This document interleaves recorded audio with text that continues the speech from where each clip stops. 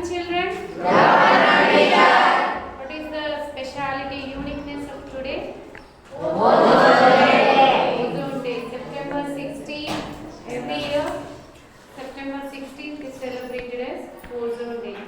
Why we have to celebrate this day? Why we have to celebrate this day? Why we have to know about this day? Ozone Day గురించి ఎందుకు తెలుసుకోవాలి? Okay, I will explain you. So, what is ozone layer? Do you know what is ozone layer? How it is formed? So, ozone layer is, we can call it as the natural sunscreen.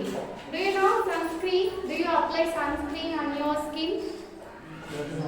Sometimes in the summer. Kada?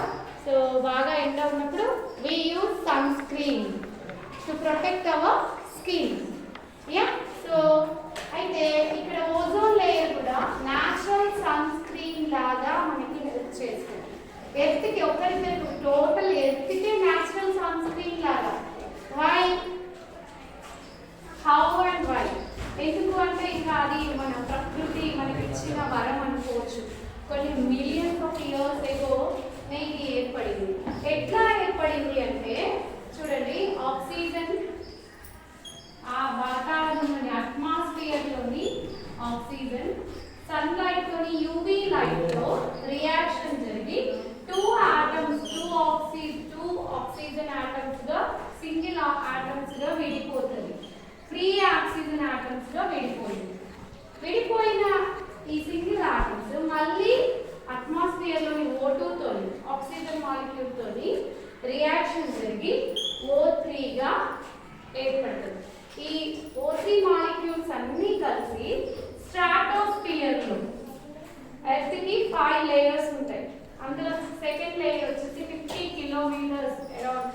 దాంట్లో మనకి stratosphere లో మన natural sunscreen అయిన oxygen layer మనల్ని ఒక గొడుగులాగా కాపాడుతూ ఉంటుంది.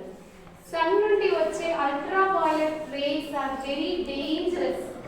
అల్ట్రావైలెట్ రేస్ మరి ఆక్సిజన్ దీని బెనిఫిట్ ఏంటి?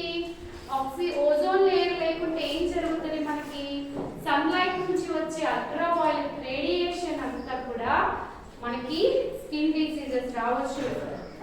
జంతువులకి, యానిమల్స్, లివింగ్ ఆర్గానిజమ్స్ అన్నింటికీ ప్రాబ్లం అవుతుంది. యాసిడ్ రైన్స్ అవుతాయి, గ్లోబల్ వార్మింగ్ జరుగుతుంది. సో మరి ఏంటి ఓజోన్ లేయర్ ఏం చేస్తుంది? It absorbs the UV radiation. It prevents the dangerous rays from hitting directly the earth surface and living organisms. So కాబట్టి ozone layer అనేది plays the vital role. Then మరి ఇప్పుడు మనం స్పెషల్ గా ఓజోన్ డే ఎందుకు? Why we have to celebrate Ozone Day? Why we have to create the awareness on ozone layer? Because now ozone layer is depleting. Ozone depletion anta. Ozone ki oka pedda hole padtundi. Ozone hole. Mari ozone layer ki randam padadam valla, hole padadam valla vache problem enti? These benefits we came to know the benefits of ozone layer. ఈ benefits అన్ని ఎక్కడైతే whole పడిందో ఇది earth నానా. ఈ earth కి మన భూమి ఎర్త్ కి ఓజోన్ లేయర్ ఇలా మనని ప్రొటెక్ట్ చేస్తుంది. హార్మ్ఫుల్ అల్ట్రావైలెట్ రేస్ నుంచి ప్రొటెక్ట్ చేస్తుంది. ఇక్కడ ఒక రంధ్రం పడింది. ఆటోమేటిక్గా ఈ రేస్ అన్ని భూమి మీద డైరెక్ట్ పడుతున్నాయి కదా, మనకి డ్యామేజ్ జరుగుతుందా లేదా? Yes. So first ozone layer అంటే ఏంటో తెలుసుకున్నాం. ఫ్రీ సన్లైట్ తో చర్య జరిగి ఫ్రీ ఆటమ్స్ గా ఏర్పడతాయి. మళ్ళీ ఆ ఫ్రీ ఆక్సిజన్ ఆటమ్స్ మళ్ళీ ఆక్సిజన్ మాలిక్యూల్ O2 తోని రియాక్ట్ అయ్యి O3 ఏర్పడుతుంది. First step. దెన్ ఇది సన్ స్క్రీన్ లాగా ఒక గొడుగు లాగా మన ఎర్త్ని కాపాడుతుంది. కాపాడడం వల్ల ఏం బెనిఫిట్స్ అవుతున్నాయి? యూవీ రేడియేషన్ నుండి మనం ప్రొటెక్ట్ కాబడుతున్నాం. మళ్ళీ నెక్స్ట్, ఎందుకు ఆక్సిజన్ ఓజోన్ డిప్లీషన్ జరుగుతున్నది? ఓజోన్ హోల్ ఎందువల్ల జరుగుతుంది? మరి మన తప్పిదం వల్లే, మనం చేస్తున్న పనుల వల్ల. మనం ఏమేం చేస్తున్నాం, చాలా ఫ్యాక్టరీస్ నుంచి రిలీజ్ అయ్యే గ్యాసెస్ వల్ల, పొల్యూటెంట్స్ వల్ల, క్లోరోఫ్లోరోకార్బన్స్ వల్ల, హాలన్స్ ఇవన్నీ ఎక్కడ ఉన్నాయి, మనం వాడే కార్లలో నుంచి, మనం ఇళ్లలో వాడే డొమెస్టిక్ అప్లియన్సెస్, రిఫ్రిజిరేటర్స్ కావచ్చు, ఏసీలు కావచ్చు, సో ఇంకా స్ప్రే క్యాన్స్, డియోడరెంట్స్ అండ్ మనం పంట పొలాలకి వాడే కెమికల్స్, ఫర్టిలైజర్స్, వాటన్నింటి వల్ల chlorofluorocarbons, nitrous oxide, methyl bromide, halogenated hydrocarbons ఇవన్నీ కూడా మన ఆక్సిజన్ ఓజోన్ లేయర్ డిప్లీషన్ అనే దానికి డ్యామేజ్ అనేది జరుగుతుంది. So my dear children, how we can create the awareness on ozone depletion? By celebrating Ozone Day, by conducting the essay writing competitions కావచ్చు, any number of programs we can conduct to bring the awareness in the society. కదా, ఇలా ఎక్కడ వెళ్తే మాట్లాడుకోవాలి, మనం చర్చించుకోవాలి. ఏం చర్చించుకోవాలి? Ozone లేయర్కి చిల్లు పడుతుంది మనం చేసే తప్పిదాల వల్ల.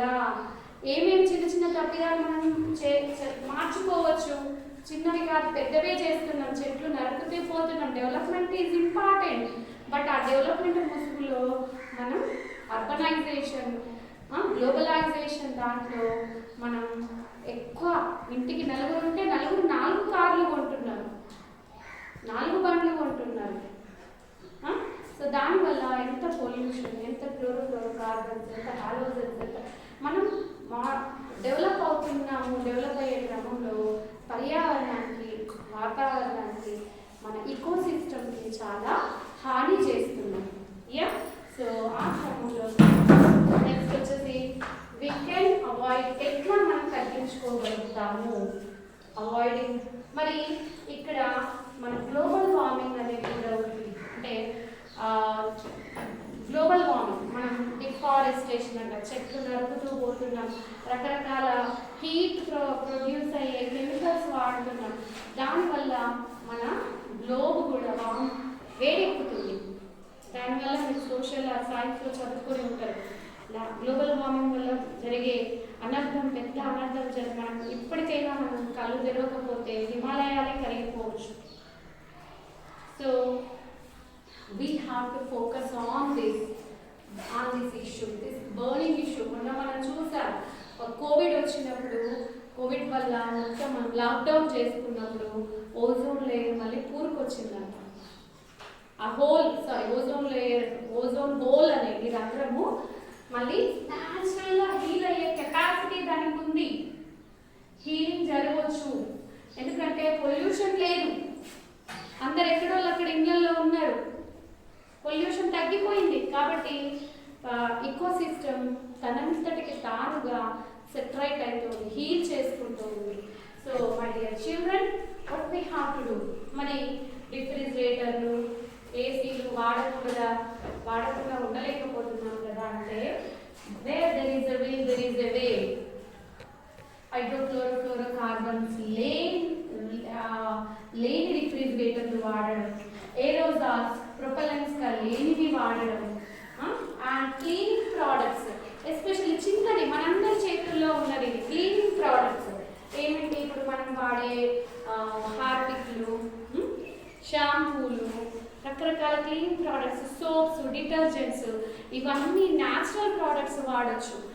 క్లీన్ చేసుకోవడానికి వెనిగర్ వాడచ్చు, బైకార్బోనేట్ సోడా, మన బకెట్స్ కడగడానికి, వాష్రూమ్స్ కడగడానికి ఆ కెమికల్స్ వాడకుండా వెనిగర్తోని, బైకార్బోనేట్ వీటితో, సోడా వాడుకొని మనం క్లీన్ చేసుకోవచ్చు.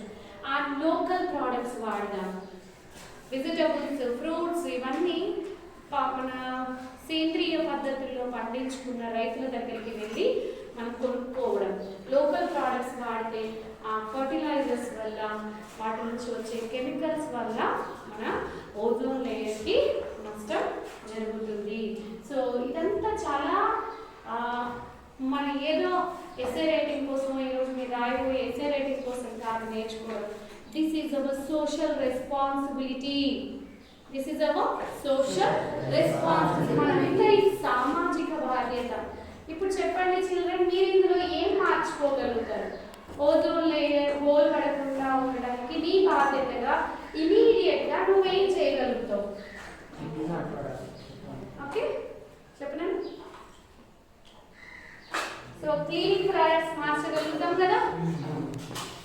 ఇప్పుడు కార్ పుల్లింగ్ ఉంది, ఒక్కొక్క కార్ కొనుక్కునే వాళ్ళు మనం ఇంటికి ఒక కార్. ఇప్పుడు మేము స్కూల్కి టీచర్స్ ఎలా వస్తున్నాము? కార్ పుల్లింగ్ చేస్తున్నాము. ఎవరి కార్ వాళ్ళు తెచ్చుకుంటున్నామా? లేదు కదా, అందరం కలిసి ఒక్కొక్క కార్లో వస్తున్నాం. సో అండ్ సైకిల్ యూజ్ చేయొచ్చు. You're doing the great job. మీరంతా చక్కగా సైకిల్స్ మీద వస్తున్నారు. దగ్గర అవసరాలకి మనం సైకిల్ వాడచ్చు, ప్రమోట్ చేయొచ్చు. అట్లా హెల్త్ బాగుంటుంది, ఈకో సిస్టమ్ కూడా బాగుంటుంది. యా సో అండ్ నెక్స్ట్, మీరు ఫ్యూచర్లో ఎప్పుడైనా ఫ్రిడ్జ్లు ఏసీలు కొనుక్కుంటే ఫ్లోరో కార్బన్స్ లేని కూడా ఇప్పుడు వస్తున్నాయి వాటిని. అండ్ నా సోషల్ రెస్పాన్సిబిలిటీగా నా bike eco friendly bike, electric bike. So మనం మనం పొల్యూషన్ ఉండదు ఎలక్ట్రిక్ బైక్తో. సోలార్ ఎనర్జీని మనం వాడుకోవచ్చు కదా. ఆల్టర్నేటివ్స్ ని చూస్ చేసుకుందాం. సోలార్ ఎనర్జీ, విండ్ ఎనర్జీని వాడుకుందాం. దాంట్లో ఎలాంటి పొల్యూషన్ అనేది ఉండదు. అండ్ మనం అందరం ఈజీగా చేయగలిగేది ప్లాంటేషన్, చెట్లు నాటడం. మా ఇంట్లో సుమారుగా 200 రకాల మొక్కలు ఉన్నాయి. I planted 200 types of plants in my house. అన్ని ఎయిర్ పొల్యూషన్ తగ్గించేది, ఎయిర్ ప్యూరిఫైయర్స్. నా ఇంట్లో 20 ఇండోర్ ప్లాంట్స్, 20 మొక్కలు ఉన్నాయి మా ఇంట్లో. 20 మొక్కలు ఎయిర్ ప్యూరిఫైయర్స్ ఉన్నాయి. Snake plant, జిజే plant, peace lily, ఇలా అరికా ప్లాంట్, ఇలా నేను అరటి చెట్లు, ఇంట్లో ఆక్సిజన్, కానుగ చెట్టు ఎక్కువ ఆక్సిజన్ ఇస్తుంది, మామిడి చెట్టు, సో వేప చెట్టు, ఇలా మా ఇంటి చుట్టూ కూడా నేను చెట్లు పెట్టుకున్నాను. మాకు ఎండాకాలం అంతా కూలర్ కూడా పెట్టుకోలేము మధ్యలో. ఎండ day throughout the day but didn't use the cooler also. So అంత చల్లగా ఉంటుంది ఎందుకంటే చుట్టూ చెట్లు ఉన్నాయి కాబట్టి. ఒక ఇల్లే అలా ఉన్నప్పుడు అందరూ ఎవరి బాధ్యతగా వాళ్ళు పెట్టుకుంటే గ్లోబల్ వార్మింగ్ ఉంటుందా? ఉండదు కదా. So my dear children, ozone depletion అనేది జరగకుండా ఉండాలి అంటే avoid the consumption of dangerous gases. ఇప్పుడు fluorocarbons, nitrous oxide, methyl bromide ఇట్లాంటి కంపెనీస్ నుంచి, ఇండస్ట్రీస్ నుంచి వస్తూ ఉంటాయి. సో అట్లాంటి వాటికి ప్రత్యామ్నాయంగా government has also to take the initiation ఇట్లాంటివి చేయడానికి. మనం అంతగా నేనే చేయగలుగుతా అన్నది. మనం మొక్కలు పెంచవచ్చు, మనం కార్ పుల్లింగ్ చేయొచ్చు, వెహికల్ పుల్లింగ్ చేయొచ్చు, సైకిల్ మీద వెళ్ళొచ్చు కదా. సో మనమంత బాధ్యతగా మనం 10 మందికి చెప్పవచ్చు. ఈజీ కదా, ఇట్స్ ఈజీ వే. సోలార్ రేడియేషన్కి గురి కాకుండా ఓజోన్ లేయర్ డ్యామేజ్ అయితే ఓజోన్ హోల్ పడుతుంది. ఓజోన్ హోల్ రంధ్రం పడితే ఓజోన్ లేయర్కి ఏం జరుగుతుంది?